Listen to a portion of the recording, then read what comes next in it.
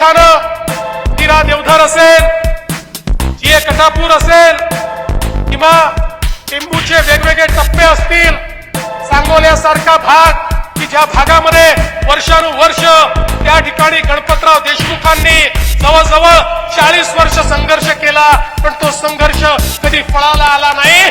त्याही ठिकाणी पाणी पोचवण्याचं काम आम्ही केलं आणि गणपतरावांनी खऱ्या सभेमध्ये सांगितलं, इतके वर्ष मी जो संघर्ष केला मला कधी वाटलं नाही हे पाणी पोचू शकेल, पण या ठिकाणी देवेंद्र फडणवीस आणि युतीच्या सरकारनं माझ्या सांगोल्यामध्ये पाणी पोचवलं.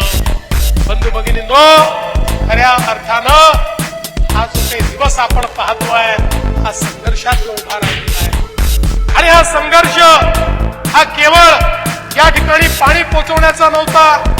हा संघर्ष अन्यायाच्या विरोधात होता. काही लोकांनी प्रगत पश्चिम महाराष्ट्राच्या नावाखाली ही प्रगती आपल्याकडे ओढायची आणि इतरांना मात्र अप्रगत ठेवायचं, इतरांना उपाशी ठेवायचं, इतरांना त्या ठिकाणी पूर्णपणे कोरडं ठेवायचं, अशा प्रकारच्या प्रवृत्तीच्या विरुद्ध संघर्ष होता. आणि म्हणून आज ज्यावेळी हे काम होताना बघितलं त्यावेळी रणजितदादांच्या डोळ्यात पाणी आलं, कारण त्यांनी केलेला जो संघर्ष होता तो संघर्ष आज पूर्णत्वाकडे जाताना आपल्याला पाहायला मिळतोय.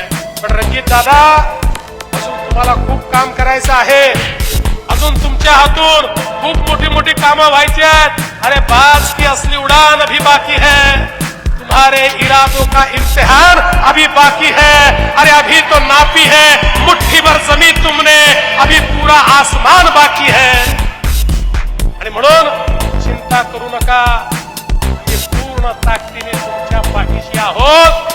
या ठिकाणी हा जो संघर्ष तुम्ही